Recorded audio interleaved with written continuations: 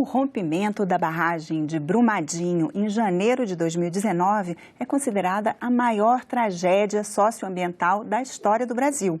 No Cidadania de hoje, nós recebemos os jornalistas Lucas Ragazzi e Murilo Rocha, autores do livro Brumadinho, a Engenharia de um Crime, baseado nas investigações da Polícia Federal, com informações sobre bastidores da investigação e o cotidiano da mineração.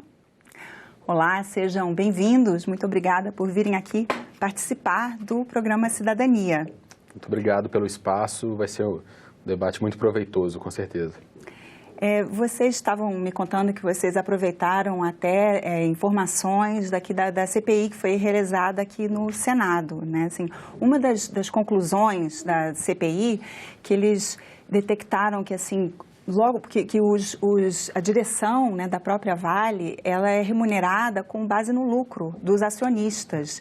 E aí eles viram que assim, no começo de janeiro foram realizadas muitas reuniões, né, supostamente para solucionar um problema que já havia sido detectado antes, mas que possivelmente não quiseram tomar uma atitude, né, antes de terminar o ano, porque aí ia impactar nesse cálculo dos lucros, né? Isso vocês, pelo visto, pelo próprio título do livro, né, que fala de um crime, então isso foi realmente confirmado, né? Sim, assim, eu acho que é muito interessante essa questão que você tocou, porque tem alguns e-mails que estão no livro, onde a Vale comenta dos problemas, os próprios engenheiros da Tuvisud, que é a empresa alemã que auditava as barragens da Vale, ela comenta que há um problema, mas que para resolver aquele problema teria que se paralisar as atividades da mina. Ou seja, teria um prejuízo financeiro, logicamente. Mas isso não foi feito, né? O livro traz muito claro, desde novembro de 2017, há documentações provando que a Vale e seus engenheiros foram comunicadas sobre o fator segurança abaixo do mínimo recomendado da barragem 1 do Córrego do Feijão de Brumadinho. E desde então ela tentou fazer umas medidas ou outras, não foram bem sucedidas, mas em momento algum ela paralisou a atividade como era o recomendado. Em momento algum, ela retirou o centro administrativo do pé da barragem, onde trabalhava 300 pessoas. Então, assim, acho que é uma negligência aí, né, documentada. Inclusive, até hoje, tem corpos que não apareceram, né, ainda estão encontrando corpos. 18 corpos ainda, né, estão buscando ainda por 18 corpos. E essa questão, então, de não paralisar, assim, é bastante grave, né? Assim, que era para ter parado tudo. É uma coisa muito complicada, né? Eu, pessoalmente, foi algo que me assustou muito, o nível de detalhamento de que a Vale, a diretoria da Vale, que administrava aquele complexo de mineração que compunha a barragem 1, eles sabiam muito bem as condições muito ruins que a barragem se encontrava e eles tinham estudos muito claros, muito detalhados sobre o que aconteceria se a barragem se rompesse, quantas pessoas seriam mortas, o caminho da lama para onde ela iria e mesmo assim a mineradora optou por deixar um centro administrativo, um restaurante ali no pé da barragem, o que acabou culminando nessas 270 mortes. Isso eu acho que é inadmissível, ainda mais depois da tragédia de Mariana, em 2015, a gente sabendo o potencial de dano do rompimento de uma barragem, com eles tendo estudos sobre essas consequências e mesmo assim negligenciando, né, qualquer ato que pudesse reparar ou evitar essa tragédia humana. A tragédia de Mariana, inclusive, completou 4 anos, né? E quando aconteceu a tragédia de Brumadinho, ainda era até bem recente mesmo, assim. Poderia ter sido evitada Brumadinho a partir de Mariana? Elas são muito próximas no espaço e no tempo, porque Brumadinho, tanto Brumadinho quanto Mariana, fazem parte de uma região de Minas Gerais, chama Quadrilátero Ferrífero, que é no centro do estado, né? E apenas 3 anos e 2 meses de diferença. Uma foi em 5 de novembro de 2015 e a outra em 25 de janeiro de 2019. Ou seja, então causa realmente um espanto, né? Assim, porque depois de Mariana todo mundo falou, não, uma coisa dessa não pode acontecer mais. Nunca mais. Nunca né? mais. Aconteceu e em proporções humanas maiores, 270 mortes. Foi pior ainda. Foi pior ainda. Então, o delegado Luiz Augusto Nogueira, que é ele foi ouvido para este livro da Polícia Federal, ele conduz o inquérito. Ele fala que talvez a tragédia ambiental, ou seja, a ruptura da barragem, não fosse possível de conter. Mas ele falou, mas a tragédia humana, sim. E quando ele afirma isso, ele fala pelos vários indícios que a barragem apresentou que não estava bem, que não era segura. Ou seja, só a retirada desse centro administrativo teria evitado a morte da maioria das vítimas. E vocês começaram, então, essa investigação fazendo assim, na cobertura mesmo do jornalismo factual, diário? Foi como... Isso. Na época eu ainda era repórter do jornal O Tempo, em Minas Gerais. Eu sou um repórter de política, fazia a cobertura política para o jornal aqui em Brasília, e na data do rompimento, fisicamente eu não conseguia estar lá diariamente, mas participava muito dessa apuração junto à Polícia Federal, junto ao Ministério Público, e foi a partir dessas conversas também que foi nascendo o livro, né? Foi o fruto do nascimento do livro, foi a partir dessa apuração do rompimento lá em janeiro. Por volta de março, início de abril, uma conversa muito franca com os delegados em busca de mais informações, até outros inquéritos também, o papel da fonte no jornalismo. A gente conseguiu alguns bastidores, algumas coisas muito interessantes a respeito dessa investigação de Brumadinho, e então que nos deu a ideia, né? O Murilo era meu chefe no jornal O Tempo na época, eu contactei ele, expliquei, pedi para ele se reunir com um dos delegados em Belo Horizonte para ouvi-lo, né, os detalhes que ele havia contado.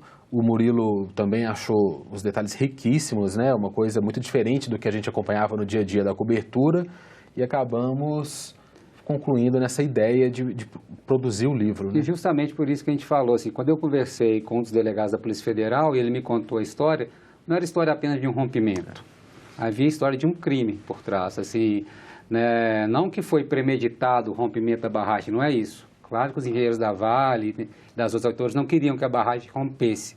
Quando a gente fala um crime, praticamente é um crime de omissão, de negligência, né, dessa coisa do lucro, da pressão do lucro, né, em detrimento da segurança. Então, quando eu ouvi essa história do delegado, acabou que aquilo me puxou para a ideia de um livro-reportagem em razão dessa riqueza dos dados, infelizmente, trágicos, mas também policiais do caso. Aí, Lucas, quando conversamos, me decidimos por um livro-reportagem que foi feito num curto espaço de tempo, né? Nós começamos a produção em 15 de abril e terminamos em 20 de setembro, esse livro. Então, a CPI do Senado, da própria Câmara dos Deputados, da Assembleia Legislativa de Minas Gerais, foram muito importantes para nós, porque elas conseguiram levantar um número muito grande de informações e de depoimentos, que a gente não teve acesso, assim, o pessoal da Vale não queria falar, da Tuvisud não queria falar. Então, o Senado, que é a CPI do Senado, trouxe muita gente logo no começo, foi a primeira CPI a ser instalada, e essas pessoas falaram, né? Elas conseguiram, a maioria, depoimentos muito ricos ali. Algumas conseguiram habeas corpus para não falar, mas muitas falaram. E isso, para a gente, foi muito rico para a gente poder contemplar no livro.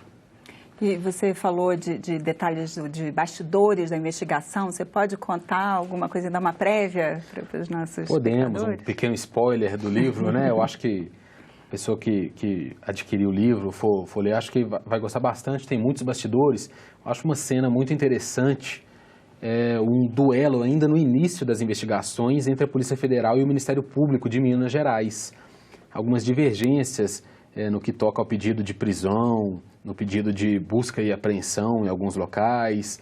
Há um pequeno embate, né, entre essas instituições, porque cada uma acredita em teorias, tem estilos diferentes, né, de investigação. O delegado Luiz Augusto, presidente do inquérito da Polícia Federal, ele sempre gosta muito de falar e realmente a investigação da Polícia Federal foi muito técnica, né, foi muito no rigor da lei, muito pouco fora do que a Constituição, muito pouco fora do que a lei determina. Então, ele sempre tentou, isso é muito claro, até nos próprios pedidos de busca e apreensão, de prisão, a Polícia Federal tentou nunca exercer muito esse artifício para buscar provas, né? Eles utilizaram muito do depoimento, dos arquivos, dos documentos da mineradora, então foi uma coisa interessante, enquanto o Ministério Público já atua de uma forma um pouco mais, o estilo do Ministério Público, né, de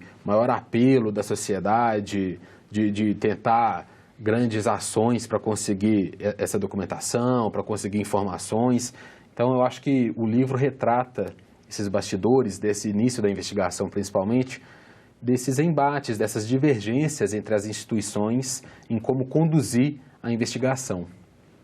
E vocês dois, se não me engano, são mineiros, né, de Minas Gerais. E como é essa, porque, né, assim, até hoje tem muitas mineradoras, muitos mineiros mesmo que trabalham na mineração, né? Como é esse dia a dia desse pessoal? Sim, eu acho que essa é uma questão interessante, porque quando a gente pensou em escrever o livro, também sentiu essa necessidade, como jornalistas mineiros, de contar essa história que hoje aflige o estado de Minas Gerais. Para quem não conhece o estado, Minas Gerais, como o próprio nome já diz, é um estado extremamente dependente da mineração.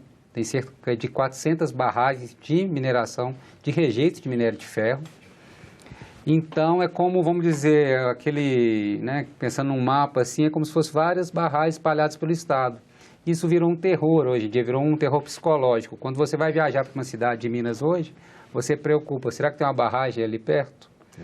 Tem o distrito de Macacos, que é vizinho a Belo Horizonte, pertence a Nova Lima, é um distrito muito turístico, ele está às moscas, pousadas, restaurantes, ninguém mais frequenta porque está com medo. Em Barão de Cocais, outra cidade da região central, 2.500 famílias desalojadas, porque perto de uma barragem que está com nível 3 de emergência. Então, assim, a vida de quem mora em Minas Gerais, né, assim, mudou. E isso evidencia mais essa questão que a gente está falando das mineradoras, porque quando ocorre Brumadinho, elas começam a rever os seus planos de segurança e começam a falar, olha, essa barragem não está tão segura, aquela também não. Ou seja, a gente vivia com outras barragens numa situação muito parecida, ou até pior que a de Brumadinho, que só foi evidenciada essa situação após a ruptura, né?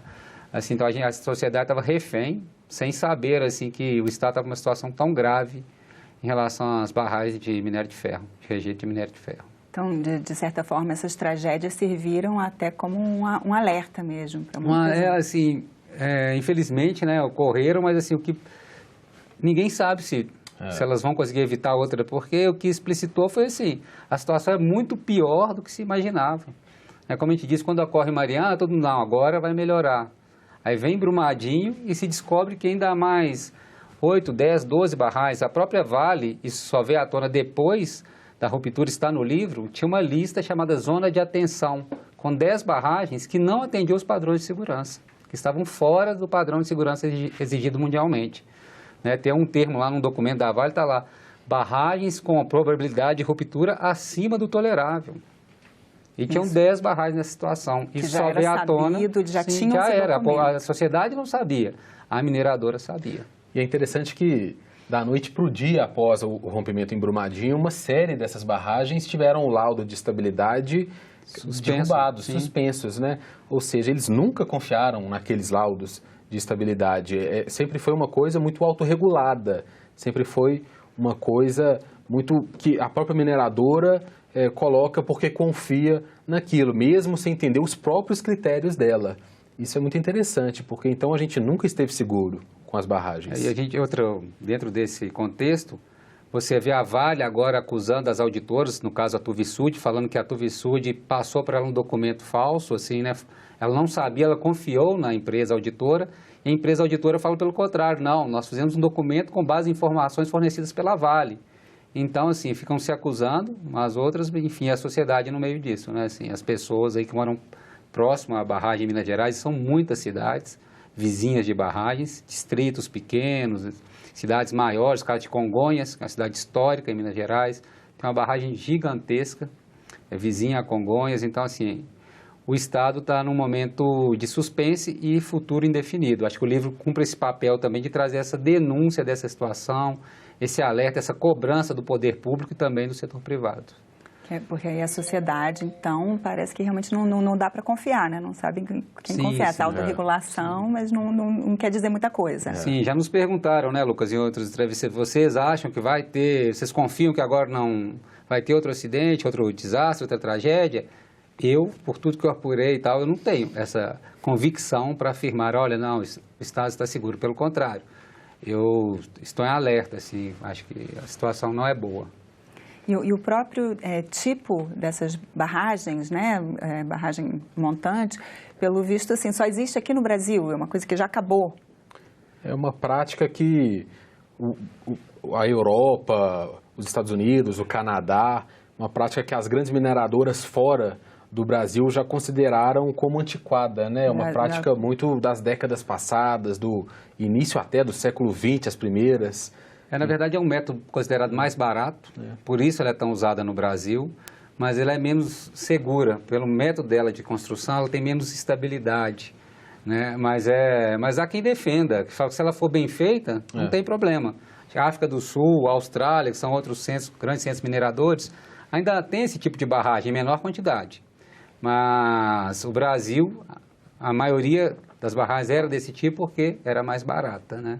Isso tem já uma legislação proibindo a construção de novas e colocando um prazo para que essas sejam extintas, mas vai demorar, porque essas barragens são gigantescas, né? Essa de Brumadinho tinha a altura de um prédio de 29 andares. Né? Você imagina, o que tinha dentro dela equivale a 4.200 piscinas olímpicas de lama. Então, assim, não é uma coisa que você fala, vamos desativar, e daqui a um ano, né, vai estar desativada. Não, é um trabalho lento, né, que chama de descomissionamento. Então, assim, ainda vai demorar um pouco para a gente acabar com esse modelo de barragem no Brasil.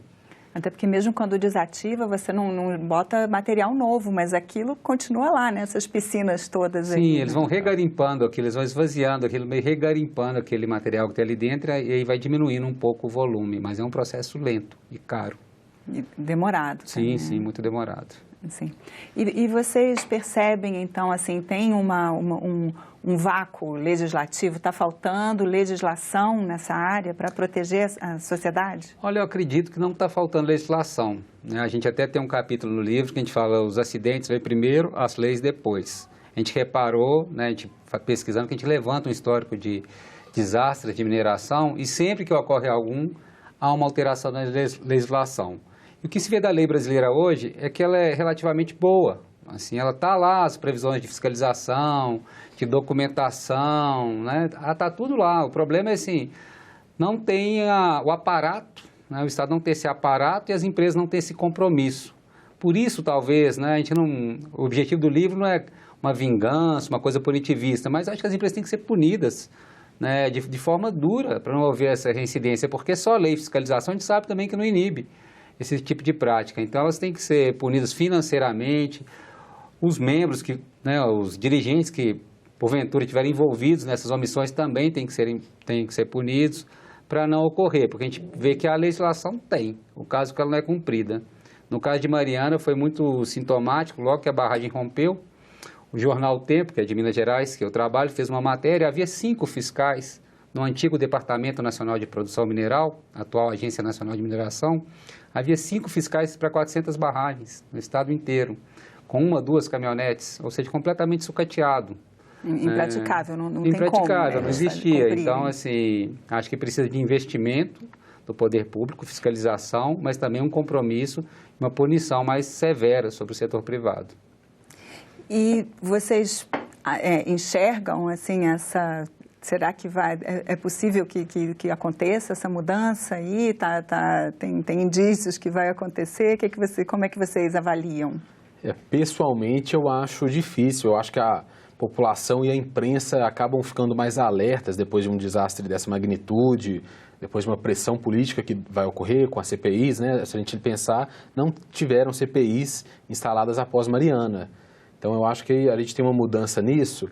Agora, quanto a essa ação do Estado para poder melhor se equipar, melhor se preparar para essa fiscalização, eu acho que talvez a gente esteja rumando para o lado oposto, né? Eu acho que há um entendimento hoje muito grande nos estados, em parte do governo federal também, pela maior liberdade para que as empresas consigam se estabelecer, se desenvolver e sem uma fiscalização do Estado tão grande. Eu acho que há essa crença ainda e caso aconteça alguma coisa, que elas sejam punidas depois. Eu acho que a gente está caminhando para um pensamento assim. Não sei se é o mais adequado, não sei se é o que vai dar certo, né? Porque se a gente pegar Brumadinho e Mariana, por exemplo, como o Murilo falou, se a gente tivesse uma presença maior das instituições de fiscalização, do poder público, pode ser que a barragem 1, por exemplo, tivesse sido interditada e retirado a área administrativa de lá, se tivesse, né, um maior cuidado por conta dessa fiscalização, até do Ministério Público do Trabalho, né, não só do governo de Minas, vamos colocar assim. Pelo menos as pessoas poderiam ter sido Exatamente. protegidas. Eu acredito que talvez nesse momento agora vai ocorrer uma mudança. O que a gente não sabe se é uma mudança suficientemente profunda para que não ocorra uma nova tragédia. Porque até a própria Vale, pelo lado financeiro, ela está tendo perdas, né? Ela está sendo acionada fora do país por acionistas, fundos de pensão que tinham ações. Então, assim, além da imagem, né, de uma das 3 maiores mineradoras do mundo, envolvida, né, num curto espaço de tempo, em 2 grandes tragédias da mineração, porque mesmo em Mariana era a Samarco, mas a Vale é uma das controladoras da Samarco. Então, eu acredito que talvez a empresa vá tomar algumas medidas para isso não se repetir, até por uma questão financeira para ela. Mas cabe a nós, enquanto sociedade, nós jornalistas, estarmos denunciando essa situação e cobrando também dos 2 lados, né, do poder público e do setor privado, para que isso não ocorra. Mas é difícil, como o Lucas bem destacou, porque em Minas Gerais há uma dependência econômica das prefeituras da atividade mineradora. Então, Mariana, por exemplo, havia a sociedade, os prefeitos, vereadores, a própria população, havia uma pressão para a Samarco voltar a operar rapidamente. Por quê? Porque gera receita, gera empregos. Então, é uma situação contraditória ao mesmo tempo. Assim, muita gente tem pânico das barragens, mas muitas cidades dependem financeiramente. O próprio Estado, a receita do Estado está muito atrelada à questão da mineração. E isso atrapalha também as punições? Eu acredito que sim. Eu acredito que sim, né? A Vale, outras mineradoras, o setor de mineração como um todo sempre teve um peso muito grande, né? Seja nos órgãos de comunicação, como anunciantes, seja junto ao poder público, como financiador de campanhas, de deputados, senadores, governadores, presidentes. Agora não pode mais a doação de empresas, mas ela sempre foi historicamente. E também essa dependência dos municípios, elas sabem disso, né? As mineradoras sabem disso. Então, elas, de certa forma, elas aproveitam essas brechas também para continuar atuando e talvez isso dificulta, sim, a punição. Eu acredito, uma opinião bem pessoal, acredito que isso dificulta, sim, a punição. E a punição, será que ela vai acontecer? Difícil dizer, né? Se a gente pegar em Mariana, ainda hoje a gente tem processos, tem toda uma questão jurídica que rola depois de anos, depois de muita pressão, depois de muito protesto. Quanto a Brumadinho, é complicado. Foi um indiciamento feito pela Polícia Federal agora em setembro por uso de documento falso e falsidade ideológica. De maneira muito técnica foi comprovado, né, esses 2 crimes. Eu acredito que dessa parte, desse indiciamento, vai acabar acontecendo uma punição. Quanto aos crimes de homicídio que ainda vêm pela frente, que ainda estão sendo investigados, ainda aguardam algumas perícias, esses imagino que devem ser mais longos, deve acontecer um grande debate ao longo dos próximos anos a respeito das competências de cada funcionário, se é responsável ou não, se o homicídio é culposo, né? Então, acho que quanto a essa parte deve se alongar um pouco ainda, eu acredito. Sim, os crimes ambientais também, provavelmente esses vão ser, né, vão ter uma punição. Acho que a grande questão são os crimes de homicídio, que em Mariana eles foram desqualificados. Assim, o Ministério Público Federal apresentou uma denúncia por dolo eventual, ou seja, que a Samarco havia assumido a responsabilidade, mesmo não querendo provocar aquele desastre. Ela assumiu a responsabilidade ao ser negligente, mas a Justiça não entendeu assim. Ela acreditou que faltavam provas e acabou desqualificando essa denúncia de homicídio.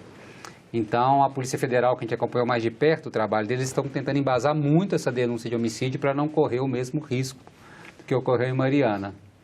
Mas isso é imprevisível, né? A gente não pode afirmar, assim, como o Lucas disse, da falsidade ideológica e uso de documento falso, que foram as fraudes dos documentos de estabilidade, essas já estão comprovadas. Essa eu acredito que eles vão ser punidos, sim, né? É aquilo que a gente falou, eles sabiam, mesmo assim emitiram documentos falando assim, vamos pensar, né? A barragem era um paciente idoso doente e eles emitiam boletins médicos falando, está tudo uma maravilha. Foi isso, por esse crime provavelmente eles vão ser condenados, funcionários da Vale e da Tuvisud. Poxa, parabéns aí pelo trabalho de vocês, de investigação e divulgação aí dessa tragédia aí brasileira, e muito obrigada pela participação aqui no programa Cidadania. Muito obrigado.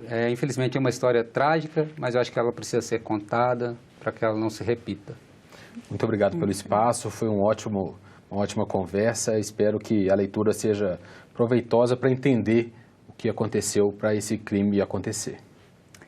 E eu agradeço também a você que nos assiste. Para rever esta e outras entrevistas, acesse a página da TV Senado na internet, senado.leg.br/TV, e inscreva-se em nosso canal no YouTube. Para fazer algum comentário, crítica ou sugestão, telefone para 0800 61 22 11, a ligação é de graça. Obrigada pela atenção e até o próximo Cidadania.